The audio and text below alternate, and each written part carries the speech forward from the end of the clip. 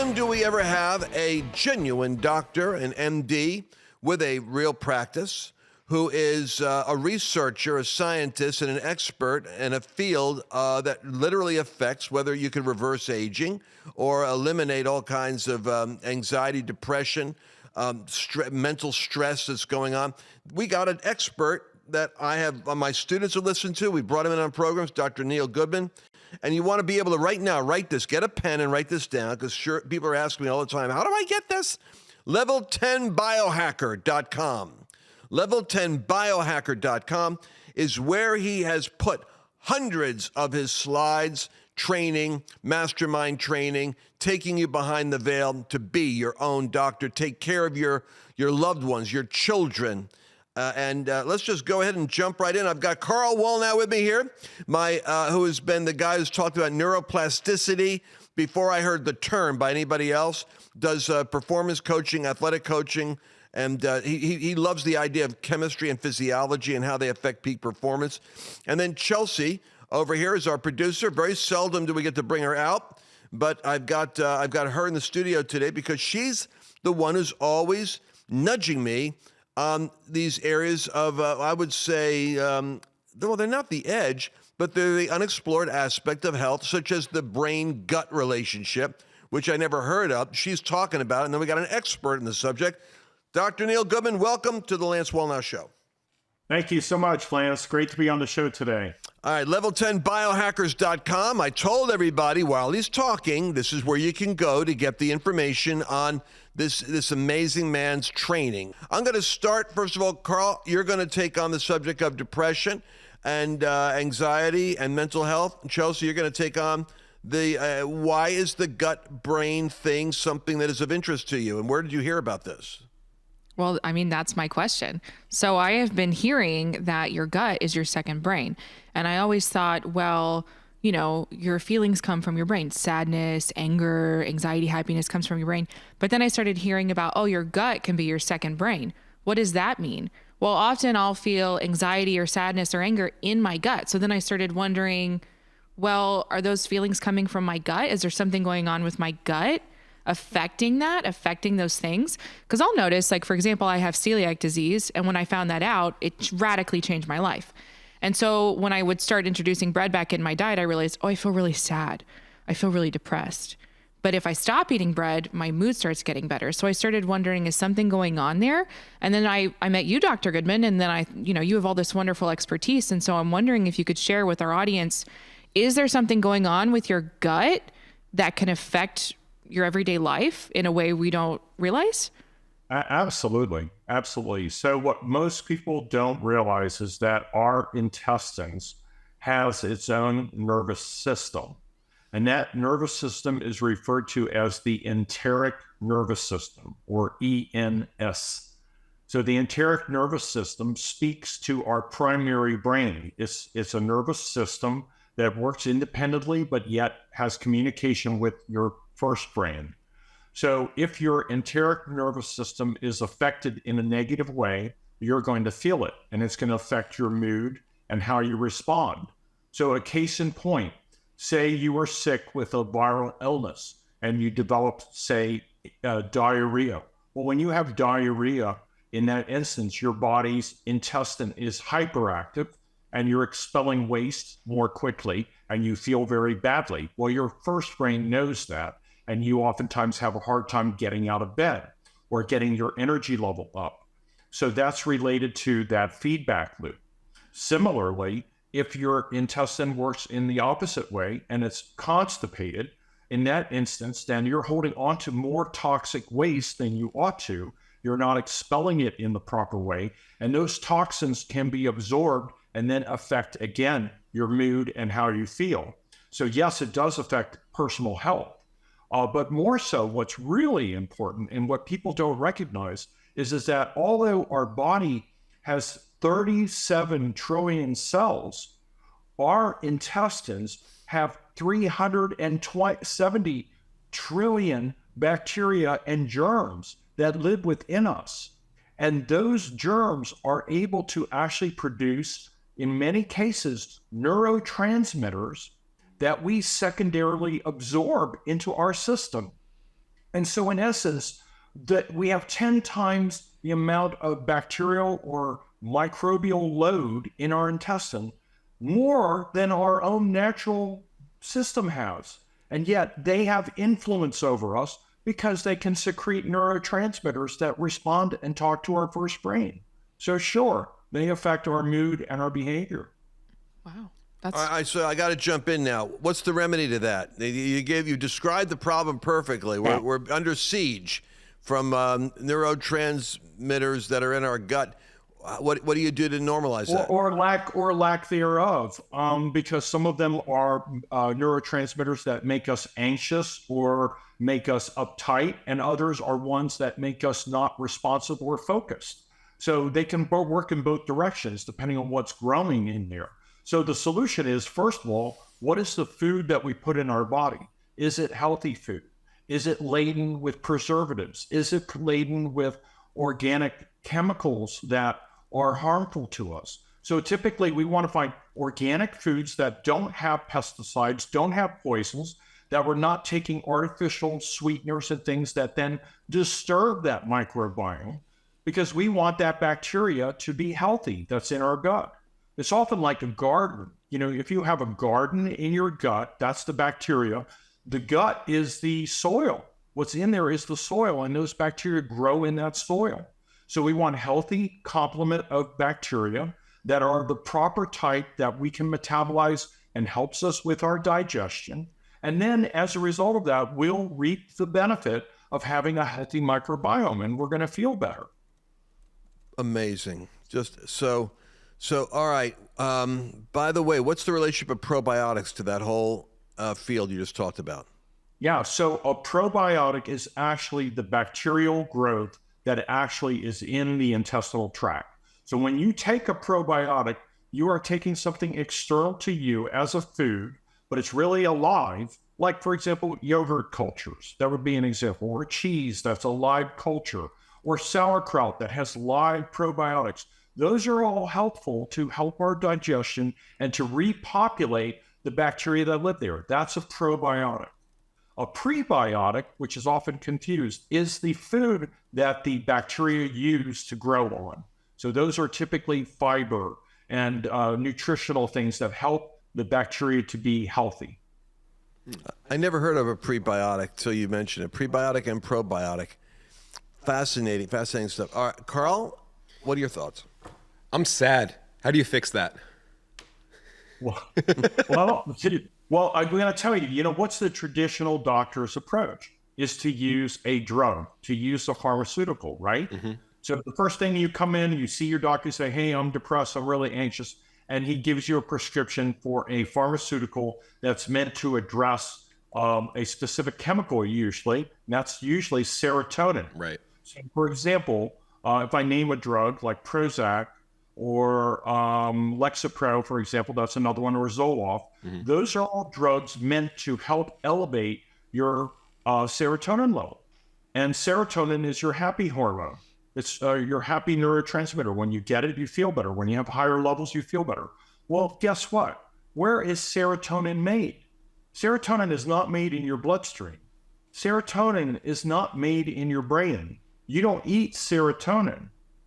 What makes serotonin is the bacteria that live in your intestine. 95% of the serotonin that is in your body is made by the combination of bacteria and the cells in your large intestine. And then when they produce that serotonin, you absorb it, and hence you feel better. So wouldn't it make sense to take care of that garden in your gut so that those healthy bacteria can make lots and lots of serotonin rather than taking a drug to try to secondarily try to fix something? One would think, but wouldn't the prebiotic and probiotic be considered drugs? No, they're natural. So probiotics are bacteria. It's not a drug. It is actual bacteria. They can be lactobacillus and streptobacillus and different types of organisms that live in your gut that are cooperative or synergistic with your intestinal tract. They're meant to be there. Mm-hmm. You know, we have a great part of our digestive capability that occurs as a result of this symbiotic relationship of bacteria that live within our bodies. So we need those bacteria, okay? Now, if you have that and they're natural and they're part of you, they're not a drug. Now, prebiotics are fiber. Well, fiber you find in vegetables and fruits and things that you ingest. Well, it just so happens that the probiotic or the bacteria love fiber. They love fruits and vegetables because that is their food. And if you feed them plenty of things that help them to live, then they do well. Now, the converse is, say you take a drug that's an antibiotic. Anti means against life, meaning it's going to kill the bacteria. And it's very non-specific. It kills all bacteria. So it wipes out all of the flora or all the bacteria in your gut. Next thing you know, you have diarrhea and you feel bad. So this is where we have the constant battle of learning how to use probiotics, which are helpful to counter, say, for example, taking an antibiotic, which you don't really want to do, but sometimes it's necessary. Right. So that's the balance. Gotcha. I'm also curious. Sorry, Dad, if you want to jump in. No. Go. You ask your question. What I was thinking is I want to make sure we land on some holistic strategies for managing anxiety. That's exactly where I was about to go. Okay. Yeah. So I'm curious, what are some holistic strategies So for we managing want that? we want to clean up our diet. First of all, we want to make sure that what we put in us is not going to be harmful to our microbiome. We want to acknowledge that it's there, an important part of our body system, our temple, that we need to maintain, right? So we've invited them in there from the moment we were born, and now we need to care for them. So we want to do anything we can to preserve that microbiome. Then the next thing is to feed them appropriately, right? So we do that. Now, when we have people that have suffered from anxiety and depression, oftentimes we'll try to determine whether or not their microbiome is off. Do they have the wrong complement of bacteria? Are they constipated? Are they eating poor foods that maybe cause, say, for example, leaky gut? You may have heard of the term leaky gut.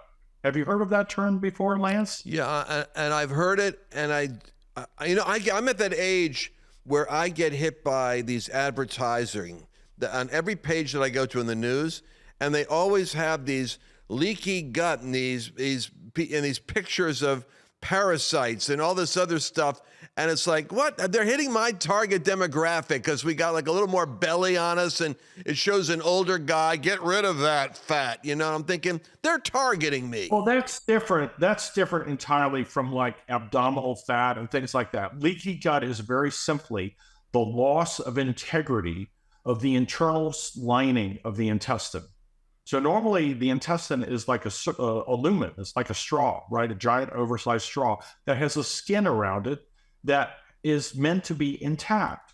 Now, if dirty material waste is running through that tube and you have your blood system on the outside of the tube, well, imagine if there was a break in the integrity of that tube. Now you have a leaky gut. You have dirt coming into your bloodstream.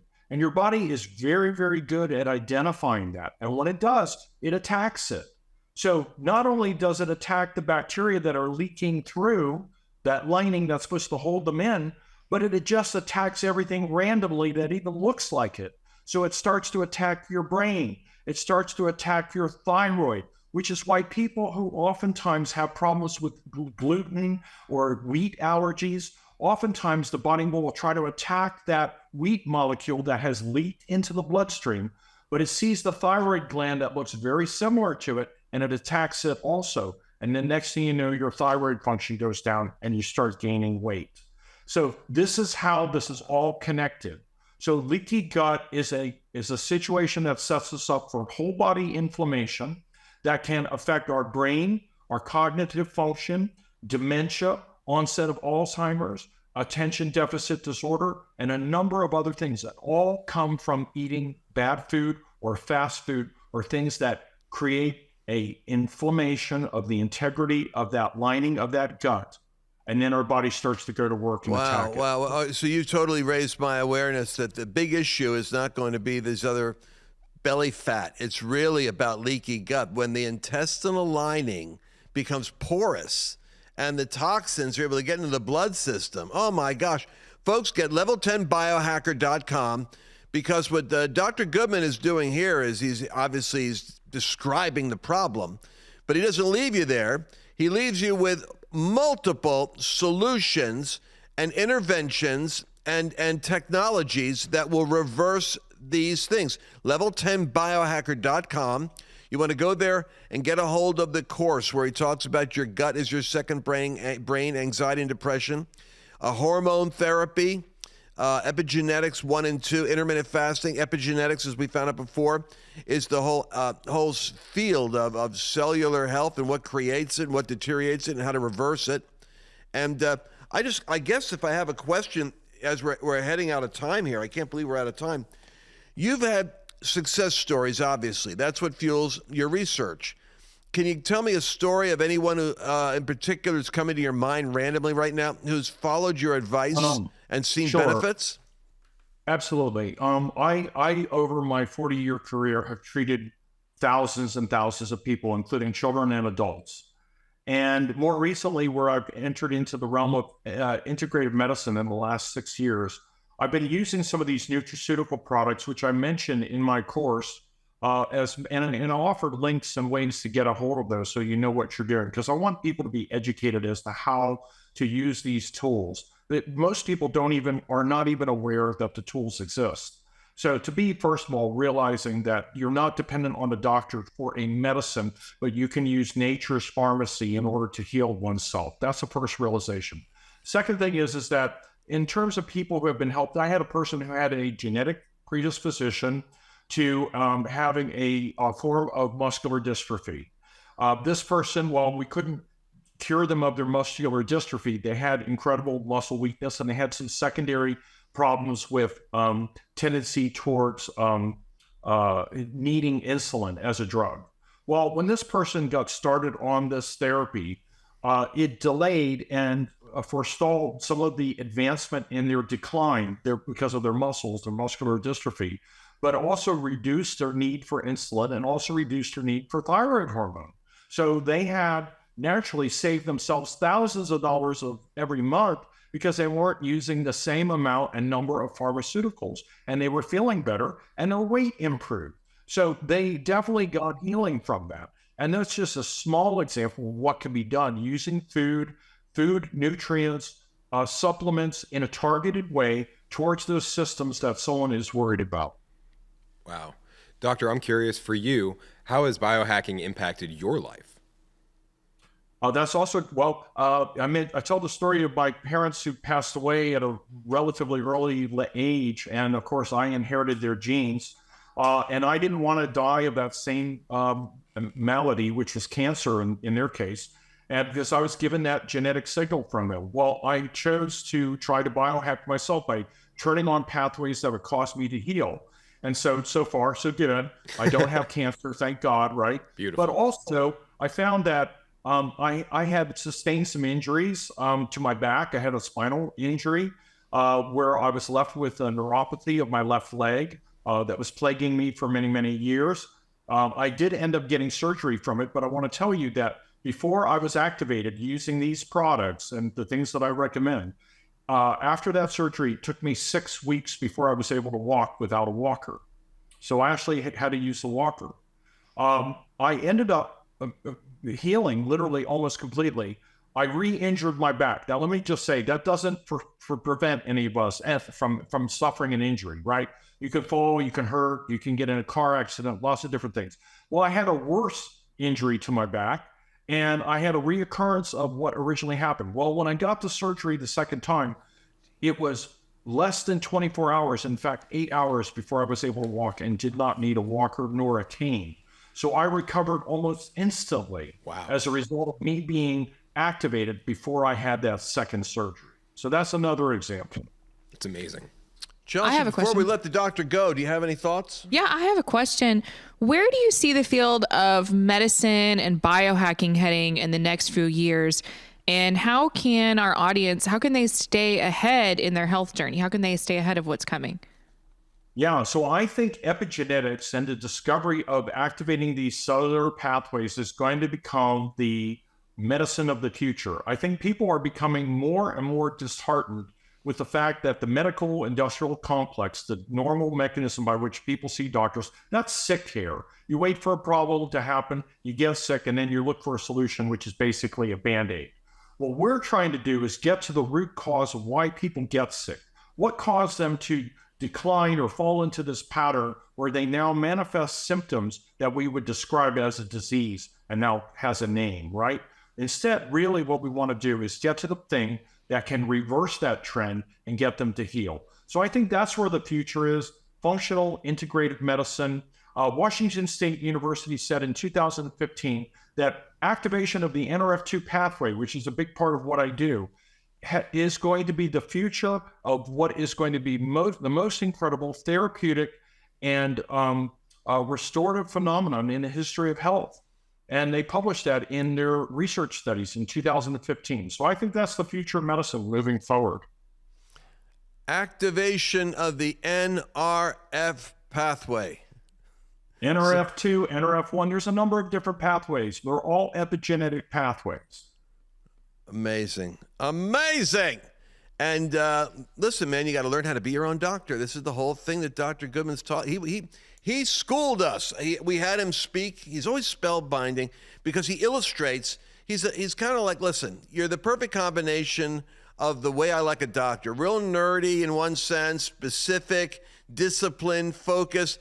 But then when you go on the stage, you become animated. You're like, all of a sudden you've got props and you're like the master of ceremonies, and you become a great teacher, and you put all this together in your course here, the training. Do you use any props in your studio, or do we have to get the live footage for that? Well, yes, I do. I use props in my studio, but it brings to mind something just informally, just to say, I was trained as a pediatrician, and pediatricians love to talk about the gut, and we always ask our patients, how do you poop? Right? What is your bowel movement like? Right?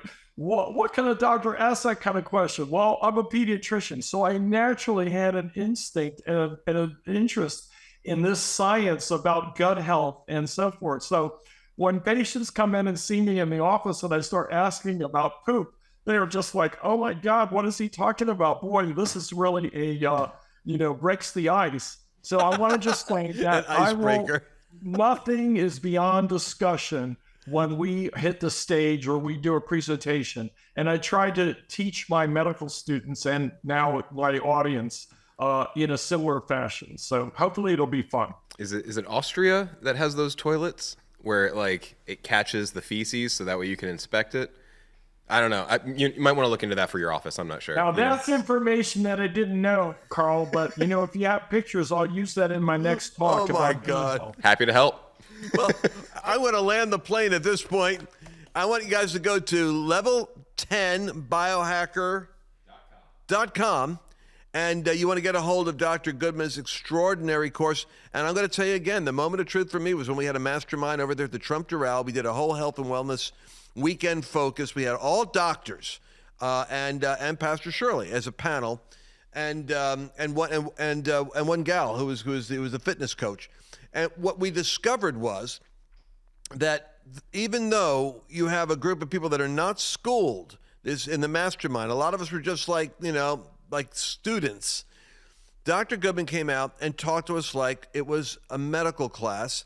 And when we started getting kind of disengaged, he just jerked the slack out of the room. He said, listen, your children, your spouse, your life, your destiny is too important for you to trust someone else to tell you what to do with your body. You've got to learn in this century to be your own doctor. I'm giving you the information you need. Bam, we all woke up. It was like, be your own doctor. That's the line I want you guys to remember. Go to level10biohacker.com and consider this to be a gift, because it's hundreds of thousands of dollars to do the 40 years worth of medical training this man's done, but it's made it such an affordable price that you and your family can become, let's just say, competently informed about how to take care of your own health. And even most of the Q&A was diagnostics. People asked questions, and then the doctor went around and said, here's how the doctor goes about analyzing it, but behind the scenes, here's the science he's really playing with.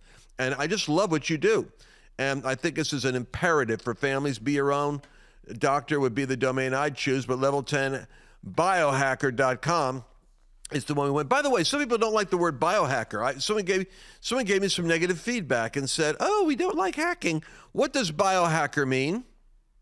Okay, so the way I look at it is bio means life and hacking means to improve. I want to improve the function of life. So that's where the term came from. And so oftentimes people who are using natural foods, natural mechanisms to try to heal and improve themselves are referred to as biohackers. If you're taking vitamin D as a supplement and doing probiotics, you're a biohacker. You're not doing anything bad. You're helping your system to improve. So it's got no negative connotations at all. We're not hacking a computer to get into it and to destroy it. We are hacking our own biological systems to improve ourselves, to make us the best version of ourselves. The very best version. On behalf of Chelsea and Carl and myself, we're already overshooting the runway on our time. But thank you, Dr. Goodman. You're always intriguing to listen to, always enjoyable to be with. And we want everyone to go to level10biohacker.com. Stay current, stay in the conversation, stay informed. You'll stay alive and you'll stay on the cutting edge of what God is doing. God bless you. We'll see you tomorrow. Did you enjoy this latest episode? Please remember to share it with your friends, because the more knowledge you have, the better equipped you are to navigate the world